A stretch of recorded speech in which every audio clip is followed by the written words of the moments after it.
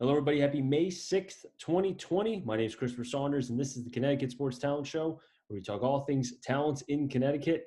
And on tonight's show, we have the defensive coordinator and linebackers coach for Fairfield Prep. His name, Justin Thomas. Coach Thomas, thanks so much for being able to come on today. Thank you for having me. I really appreciate it. I think it's an honor. And like we were saying in the pre-interview, I think it's really cool what you're doing to try to keep people engaged and kind of get some different insight on some of the sports stuff that's going on in our area. I really do appreciate it, man. I think the biggest, I'm not doing this for myself because I want to be able to help out coaches and players, talented, whatnot, just try to put them out there as much as possible. But selfishly, as a broadcaster, I'm able to learn about the stories of different coaches and players. And that's something that I can use in my broadcast going forward and really kind of even, to a selfish degree for the people I broadcast, put them out there even more so people can understand there's talent in Connecticut. Yeah, I grew up in Connecticut. I played football here. I played for Bunnell in the early 2000s, and I played at Southern Connecticut. So I've been a guy I've been around for pretty much my whole life in football in this area. And it's gotten a lot more talented, and exposure's got a lot more with Twitter and social media and that kind of stuff. And we have some players and we have some really talented coaches. And I think we all want people to kind of see what's going on so our kids can get the kind of recognition that they deserve. We're going to talk about some of those talented players in just a little bit, but let's talk a little bit about you, Coach. What got you, I know you said a little bit about where you played and such, but describe the journey of you becoming a coach. So I finished playing linebacker at Southern Connecticut in 2000 and what would have been 2004. So as a 20-year-old kid, I knew I wanted to stay around football. You kind of get used to the routine that it brings into your life. Mondays through Fridays in the fall are kind of scripted for you for X amount of years, and you kind of get used to that. And I knew that I wanted to go into like strength conditioning types of things. And I work at a gym in Fairfield, and I knew I was eventually going to go into teaching. So it was something that fit my schedule. I started coaching. I was the freshman coach and freshman defensive coordinator at Bunnell High School, where I went. Actually, for Doug Cotta was the head coach at the time, who you just interviewed a couple days ago, which is funny. So I kind of got involved through that. I was coaching the offensive line and the linebackers. I was there for 3 or 4 years. And then just from different jobs and stuff, I was kind of looking to kind of move up. And I saw an opening at Fairfield Prep and interviewed with our head coach, Keith Helstern. And I just finished my 4th season as a linebacker coach. And this is going to be my first season as the defensive coordinator. There must be something about Southern, like, the Patriots, which is breeding coaches, because you're the 3rd guy I've talked to who's graduated from Southern, played football at Southern, and now is a coach, a head coach, etc. I just talked to the offensive coordinator a couple weeks ago at Thames River, Logan Smith, who was an offensive lineman at Southern. I also just talked to the Bunnell now coach, Ty Jenkins. He was a player for Southern as well. And now they're breeding some coaches, man. Seriously. It's actually funny because Ty Jenkins was my roommate. So out of our quad of 4 guys, myself, my twin brother, who's our offensive coordinator at Prep, Ty Jenkins, who's now the head coach at Bunnell, and then John Weiss, who's the offensive line coach at Southern. He's been at Nebraska and Rutgers. All 4 of us who were kind of in our little quad together kind of went into coaching, which I think is really cool. And I still have a good relationship with all of those guys. I can tell you this much, if I would not mess with anybody in that room, because that sounds like a lot of, in the words of, a offensive line coach who I knew way back when, that's a lot of beef.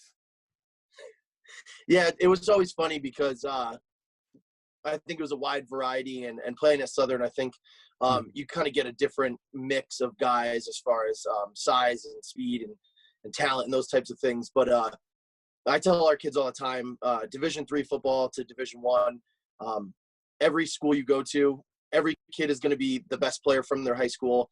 Every kid is going to be fast. Every kid is going to be strong. So you might have been the guy on your own program or in your own league, but regardless of what division you play in, there's a lot of good college football around the country. Those rosters are talented and those are good football players. So I do think it's an interesting jump for some of our kids. Definitely an eye-opening experience for some of them. Do you think that staying in Connecticut and not going outside, especially being a recent, when you were a recent graduate out of Southern, kind of helped you as a coach because in some ways you kind of were in a comfort zone staying in Connecticut rather than going to like Massachusetts or Maine or, I mean, the journey of coaches. I mean, you just mentioned about one of your roommates who was an offensive line coach at Southern. He was at Nebraska. Mhm. Um, I definitely think I come from a big family, so I'm one of five. So I think that definitely has something that factored into it. Oh. My brother being a coach who was going to stay in the area too. It's something that we've always done together, and it's kind of a family thing. As you get older, you don't spend as much time with your family. Our little brother is actually on the staff as well, so I think that had something to do with it. But it is a comfort zone. I mean, the certain teams, you kind of know the offenses they've traditionally run, Mhm. the defenses they've traditionally run. Coaches from when I was a player that are still there, which is crazy. A lot of those guys they stay for a long time and they do a great job. But even as I've kind of moved up in the ranks a little bit, you run into guys that I either played for or played against, or guys that I played with in high school or college that have bounced around. So the networking side of it is nice because even when we go to like these big clinics and stuff, you do know a lot of the guys that are going on. So. During your time with Fairfield Prep, tell me about what was the biggest adjustment for you in your first year or two as coach there? One of the first things I would say is so kind of getting your feet wet. I mean, 3 years as a freshman coach, we also helped out in varsity. So I coached a position. I was in the booth. So I got some of the exposure of those things. But going from a team like Bunnell, where I coached my little brother, I coached his friends, kids I knew in town, either their cousins and that kind of stuff. So the kind of making my own connections or having to make those new connections was definitely a piece of it, which was a good thing. And I think that's something that I needed professionally. And I definitely think the speed of the game, I love the SWC, but the SEC is a lot different. My first game as a assistant coach at Prep, we played Daniel Hand up at the Surf Club, and we ended up beating them in overtime in one of the most physical football games I've ever been a part of. I remember turning to our head coach after the first half, and I was just like, we can't play 10 of these. I don't know what's going on. Like, I'm getting used to it, but I was like, this is literally like a heavyweight fight. And obviously a team like Hand and what they've done over the past couple of years and the success that they've had, and a bunch of the other teams like Shelton and those types of North Haven. The SEC is a very physical, run first. We play a lot of great defense, and that was an adjustment for me, was just the physicality of the games that we were playing in and kind of getting used to that. Now, you mentioned about the difference between the conferences, and I think, and this is a question I keep forgetting to ask other coaches, so I'm glad I could ask you this. As someone who's been at one conference and now being at another, do you feel like you kind of had to change your coaching style a little bit, or were you able to kind of keep things at an equal pace? To a certain extent. I mean, everybody, I think, would agree that certain conferences have kind Mhm. of their different styles. The FCAC is going to throw the ball a little bit more than some of the other teams. So when we played Greenwich in the playoffs a couple years ago, and then New Canaan in the playoffs the next year, we played St. Joe's in the regular season last year, and they were a phenomenal team. Obviously, the way they finished and kind of finishing number one in the state. So the FCAC is going to throw the ball a little bit more, but they run the football too, and I think some people don't get to see that as much. But I mean, to go into like the SWC, a lot of people don't give them credit. I'll always be an SWC kind of homer, as being a guy who played in the SWC. Mhm. I mean, Newtown won Class Double L. They beat us last year. They were a really, really good team, big, physical, well coached. If you look at a team like Weston, I coach baseball at Weston, so I know a lot of those kids, and they win a state championship. I think the SWC doesn't get enough credit sometimes. I think top to bottom, it might not be as strong year in and year out. But with the new kind of crossover games and those types of things, I mean, I know the goal is to even the playing field, quote unquote, but it's high school football in Connecticut. It's cyclical, and some teams are going to be strong every year, like Darien and New Canaan and Greenwich and those types of teams, and Hand. And some teams are going to come out of the kind of the woodwork and have a great season. So I think some of the conferences, that maybe the smaller conferences, don't get as much credit as they deserve. But there's a lot of good football around the state. No, there is. And I think a lot of people forget, though, too, that there's also a lot of talent, around the state. And because they play at a particular conference or, a particular team, they almost feel like, well, if my name's not out there and, no matter what I put, because a lot of these kids here, like, if I don't go to this big school, I'm not going to be found. Somebody's not going to notice me. And I've told Mhm. people either that, broadcasting or just watching a game and just admiring the playing of the sport. I always either say to myself, or if I'm going with a bunch of buddies, like, no matter what this kid does, if he produces on the field, somebody will see him. Somebody will. Mhm. I think that it's nowadays with social media and the exposure with Huddle and those types of things. I mean, I'm a Patriots fan, so I'm a little biased, but a Division II player got taken in the second round. Yeah. A Division III lineman got taken in, I think, the fourth or fifth round. Yep. So if you're a good football player, people are going to find you. And it's a matter of finding a place that fits for you. And high school, that is also something like you got to find a place where you fit and that you feel comfortable. Mhm. And I think that if you're a kid who works hard and takes the classroom seriously and those types of things, you will get an opportunity. So I think sometimes that gets overshadowed by you kind of scroll through Twitter and these kind of things, and kids are Mhm. getting offers left and right. And it is intimidating for some of those kids who maybe don't have the same exposure as of California, Florida, Mhm. Georgia, and some of those, New Jersey, some of those a little bit more prolific areas. And I think one thing is certain: the talent for Fairfield Prep, can't get overshadowed because the film and just the games. If you're someone who has not seen these kids, which we'll talk about in a second, they are dudes. And the first one I want to talk about is Nick Morse Jr. One thing I noticed from him, or two things: high motor, and the way that he goes side to side, he looks like his hips are very fluid. Nick is a great kid. He's got one of the smartest kids you'll ever coach. Mhm. 4.2 GPA. Obviously, right now committed to UPenn, so he's an IB kid. Mhm. Came in as a quarterback and just kind of grew out of that frame. I mean, he could still sling the ball, and he's definitely going to be a part of our offense as well, playing a little bit of receiver, tight end, those types of things. But he kind of just grew into this linebacker mentality. He refuses to be outworked by anybody in the weight room, on the Mhm. field. He holds his teammates accountable. He's one of those kids. He started as a sophomore, which is something that doesn't happen very often for us at Fairfield Prep, and immediately got the respect of his teammates, and that's kind of carried through. He was definitely a guy we depended and leaned on heavily last year with a really young defense, and he's a kid. He's going to be a captain next year for us, and somebody who we expect a really good season for. So. And tell me about the defensive end. Goes by the name of Kyle. Last name, I already forgot how to say his last name. I don't want to butcher it, but tell me about him because he's another one. He's an intriguing piece on that defensive line. Absolutely. Kyle Vaccarella is a outstanding kid, another high motor kid. Mhm. Kid. Mhm. Um, he's one of those kids where sometimes you watch the film from a game and you're just like, what was that? You can't coach certain things. There's one clip that I have in mind. We played Notre Dame West Haven last year, and Mhm. they tried to zone read him, and he bent down the line of scrimmage and tackled the running back and the quarterback at the same time. And it's one of those things I was like, I didn't teach him that. You know what I mean? And our defensive line coach is a great guy, and he's a great coach, and he'll say the same thing. He's Mhm. just one of those kids that makes plays. 16 sacks. I think that was third or fourth in the state last year. He's an excellent long snapper, which is something a lot of kids don't like to take the time to learn how to do. But he's an all-state skier. His flexibility and mobility is something that you don't see from a kid as big as Kyle. He's also a catcher on the baseball team. So he's a three-sport kid, works really hard, another really good weight room kid. He's going to be a captain for us as well next year. Just a leader on the field, and a kid that kind of emerged out of nowhere. As a sophomore, he really didn't play a ton on Mhm. varsity, a little bit at the end of the year in kind of obvious pass situations, because we saw that he can kind of get after the quarterback. But he had a really, really good season and a strong season for us last year as a junior.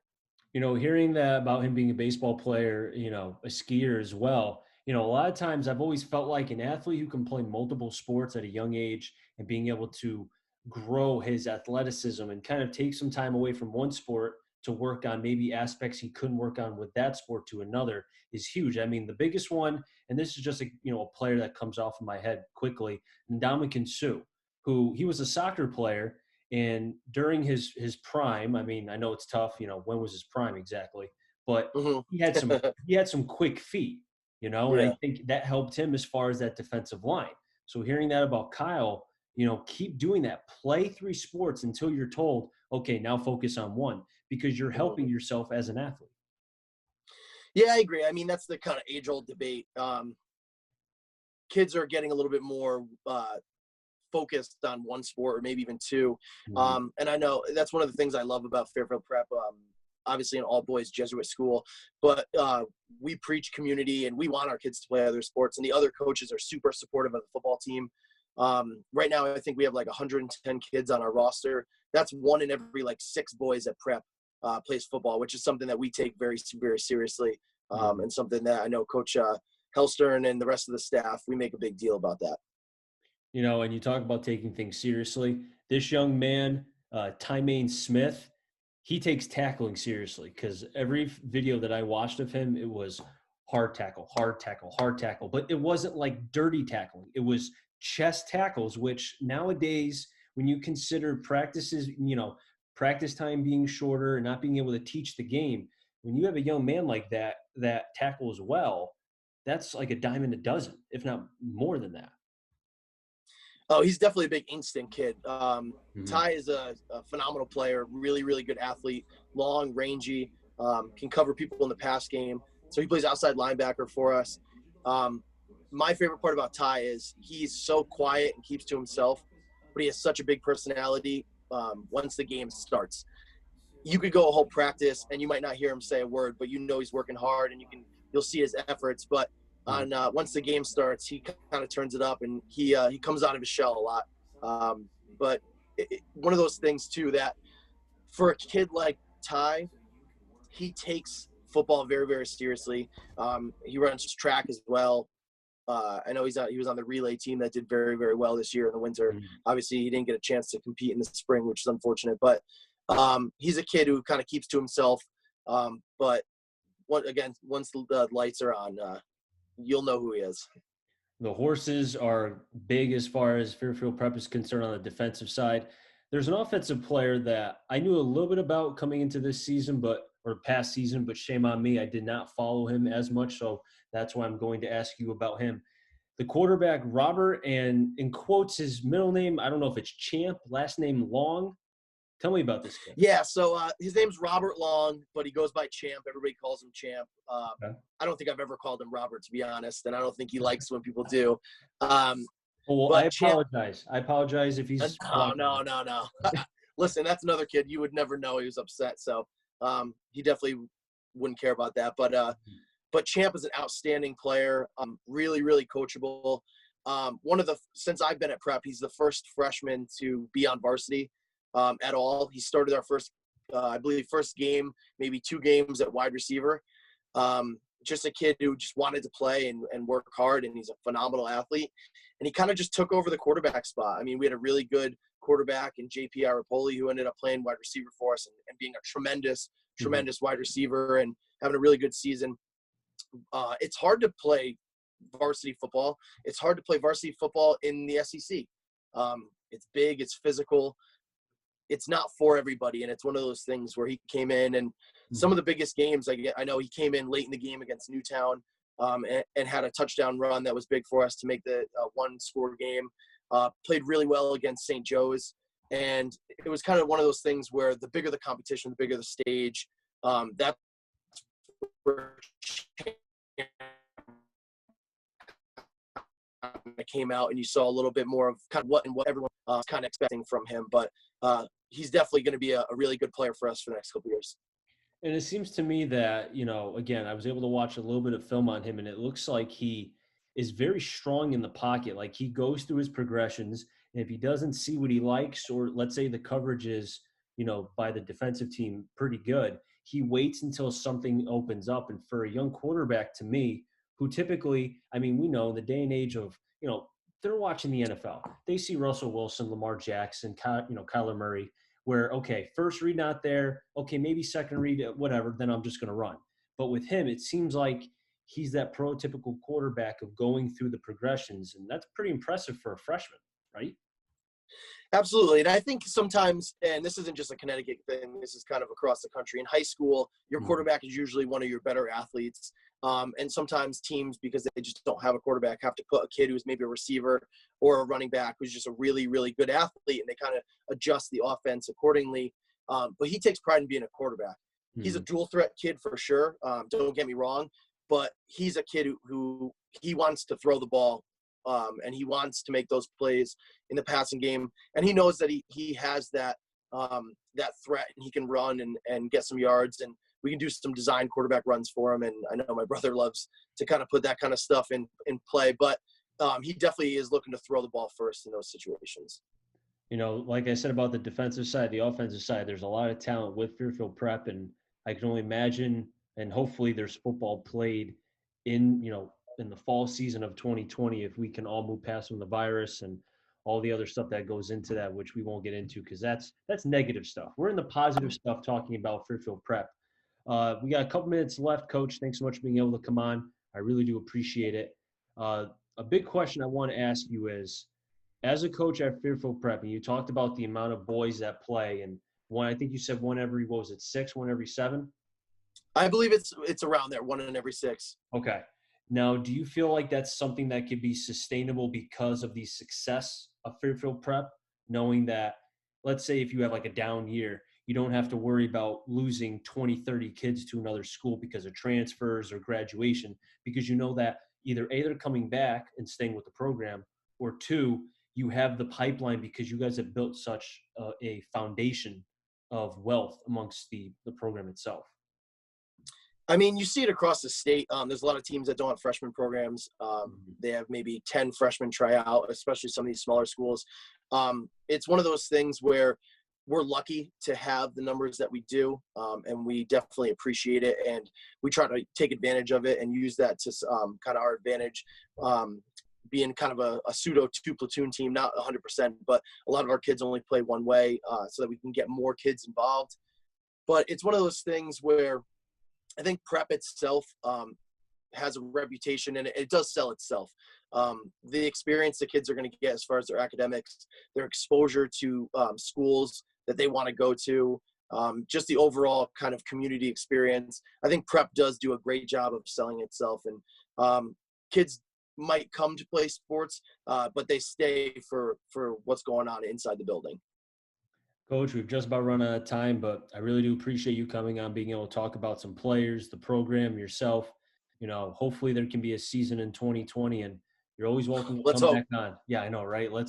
I think a lot of people are hoping for both the pro level, the amateur level, and just to bring some sort of, normalcy back Mhm. to our lives again. Because right now, I mean, I'm going on day like, I think 45 without a haircut. So, You know, that's why I'm wearing a hat. You don't even want to see what's going on underneath my hat. I like, look like one of our lacrosse kids. hey, you look better than me, man. I wish I could pull it off. I can't do that. But Thank coach, you. again, thanks for being able to come on. I really do appreciate it. You're welcome to come on anytime before, during, after the season to talk about Fairfield Prep, football, doesn't matter. Doors are, my door is always open for you to come on. Perfect. Thank you. And as a coach in the area, we definitely appreciate the exposure and trying to give us a little bit more of a sense of normalcy and community and all the things that sports do bring to us. So thank you very much. And I do appreciate being on the program. I'll wrap things up here on the Connecticut Sports Talent Show. So until next time, stay safe and enjoy the rest of your day, everybody.